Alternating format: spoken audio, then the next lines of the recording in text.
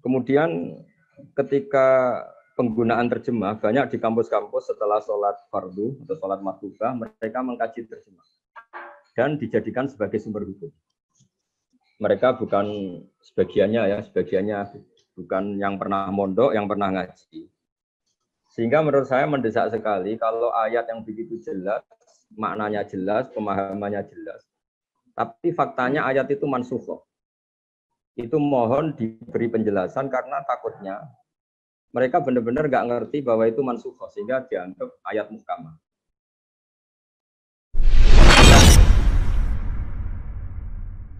Bismillahirrahmanirrahim.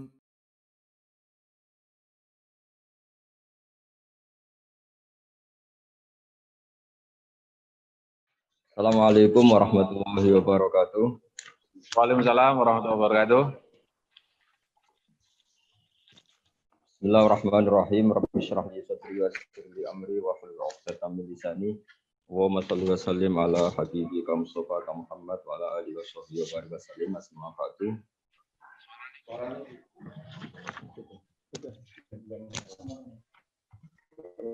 Yang sangat saya hormati Dr. Haji Abdul Ghafur, Dr. Dora Amalia dan Mas Najib yang semuanya saya hormati. Sesuai bagian saya yaitu kaidah dan prinsip penerjemahan Al-Quran. Beberapa kajian atau panduan yang tadi sudah atau arahan yang sudah disampaikan oleh Dr. Mukhlis dan Bapak Profesor Dr. Rizwan Anwar, kami kira itu lebih dari cukup. Kalau perlu disempurnakan, mungkin di antara usul kami adalah ayat-ayat yang zahiruha itu masalah karena harus ditakwil. Dan saya lihat di penerjemahan yang sekarang sudah benar, kayak ayat wa huwa Allahu fis samawati wa fil ardi. Karena untuk yang ayat-ayat takwil yang kayak ya dua fawqa aydihim tadi sudah dijelaskan oleh Profesor Rizwan Anwar. Tapi Kemenak selalu konsisten dalam mentakwil wal yusna'a ala aini wasbir li hukmi rabbika fa innaka bi a'yunina. Kemudian termasuk yang perlu saya sampaikan adalah wilayah-wilayah sensitif, misalnya untuk Nabi dikatakan masih diterjemah yaghfirullahu min dzambika, yaghfirullahu ma taqaddama min dzambika. Masih diterjemah dosa dengan tanpa tanda kutip. Jadi untuk spesifikasi madzhab Ahlussunnah wal Jamaah yang kebetulan misalnya pas bab min babi hasanatil abrar sayyatul muqarrabin, wilayah-wilayah kayak yaghfirullahu ma taqaddama min dzambika itu sensitif sekali.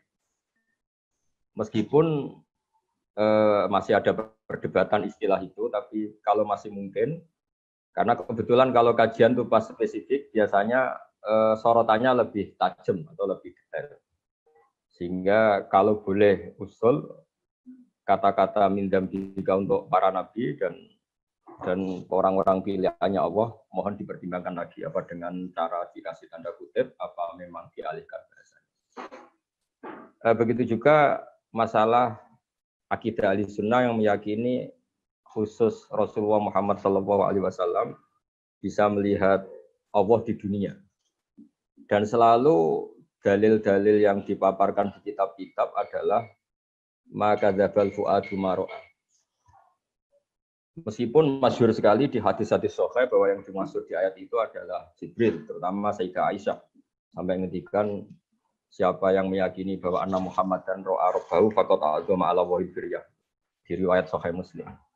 Tapi konsensus di mazhab Ahlussunnah itu sampai hampir konsensus itu diyakini lil mu'minina istija isuliqat hadza walil muhtari dunyan sabata, bahwa ru'yatullah bagi Rasulullah Muhammad itu adalah fid dunya sabata.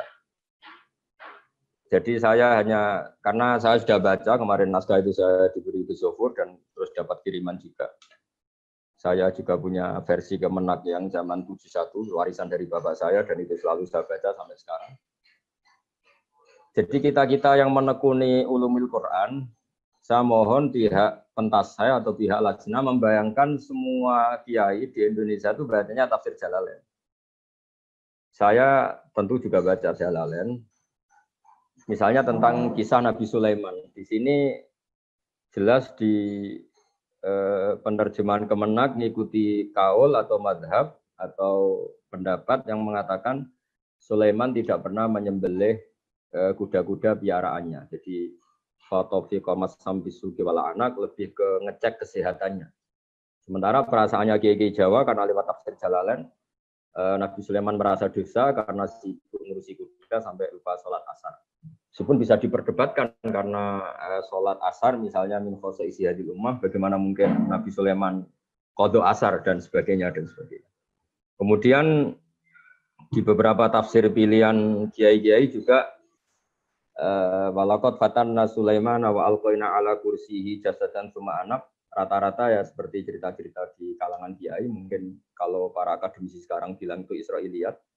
Tapi mereka juga kesulitan memahami jasad dan itu misalnya ibaratun aniddufi misalnya atau aniddufi. Bahwa Sulaiman saya uji dan kemudian dia sebagai tubuh yang tidak berdaya.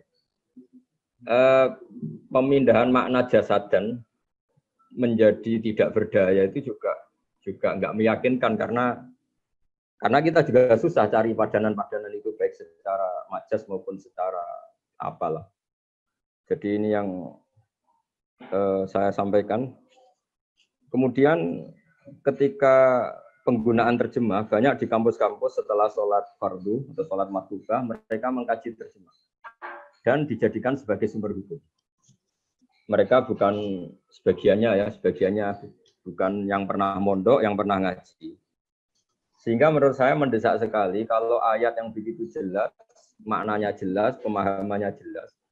Tapi faktanya ayat itu mansukh. Itu mohon diberi penjelasan karena takutnya mereka benar-benar nggak ngerti bahwa itu mansukh sehingga dianggap ayat muhkamah. Jadi mohon sekali untuk ayat-ayat seperti itu mau tidak mau harus diberi penjelasan karena takutnya tadi kan di antara survei kata Pak Mukhlis di antara survei sejauh mana masyarakat menggunakan saya sendiri secara pribadi tahu bahwa beberapa teman yang terutama yang di kampus memang menggunakan terjemahan Kemenak ada diskusi misalnya 10 atau 20 anak untuk mengkaji terjemahan itu.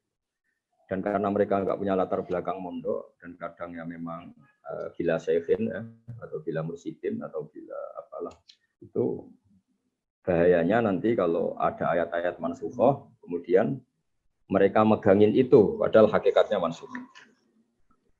Kemudian ada ayat-ayat yang takutnya juga menjustifikasi mazhab tertentu dan menyalahkan mazhab tertentu. Misalnya ini aufiskon uhilla li ghairillahi bi sama wala taqulu mimma lam yuzkarismullahi alaihi wa innahu lafis. Di terjemah ini yang saya lihat juga sudah terjemah penyempurnaan. Kalian jangan makan sesuatu yang tidak disebutkan di situ nama Allah dan yang seperti itu adalah kefasikan.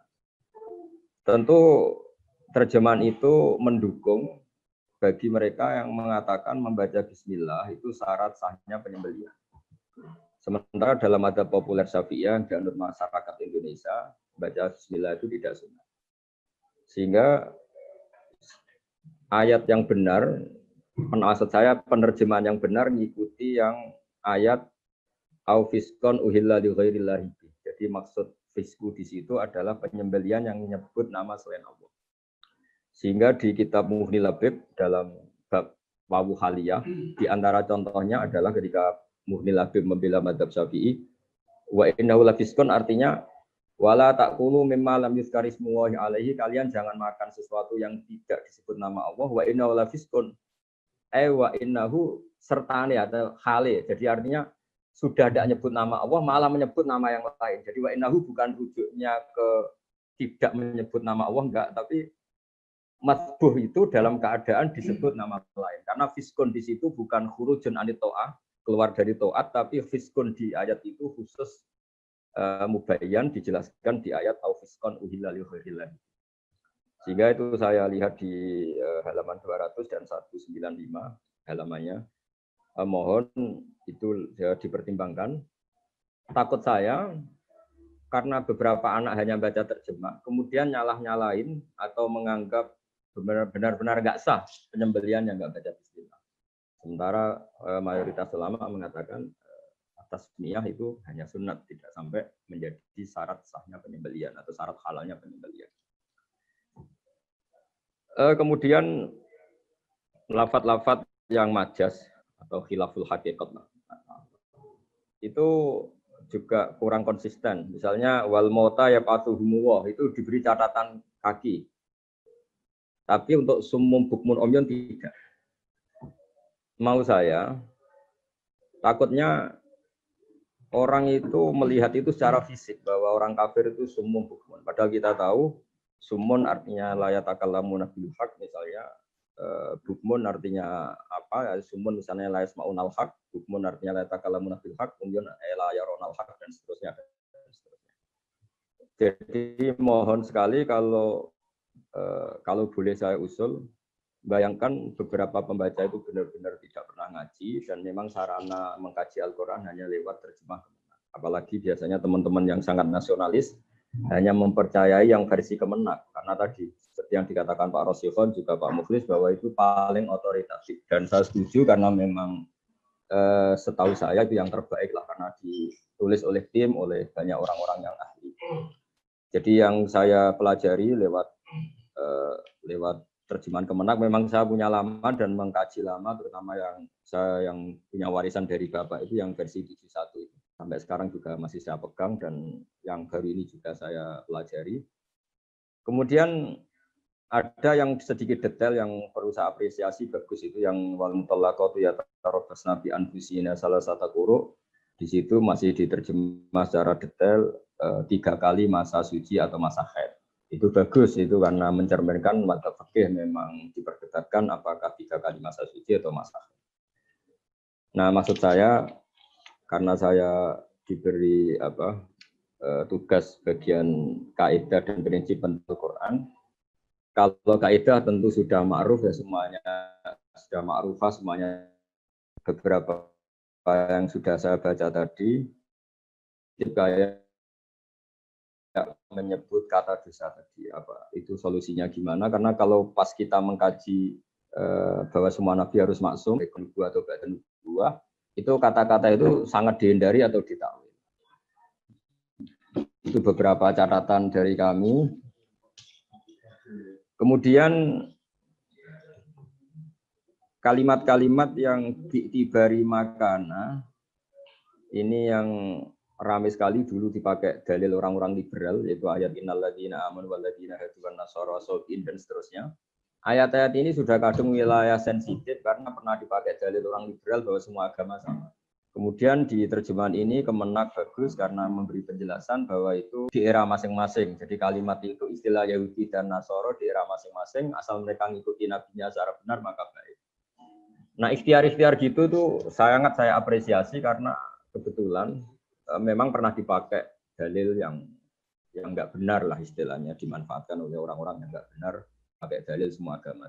Jadi sekali lagi saya ikut terima kasih, ikut mendukung atas proses penyempurnaan ini dan semoga Lajnah Kemenak diberi kemampuan, diberi keinginan untuk selalu lebih menyempurnakan lagi meskipun kita manusia dengan segala keterbatasan. Saya kira demikian. Assalamualaikum warahmatullahi wabarakatuh.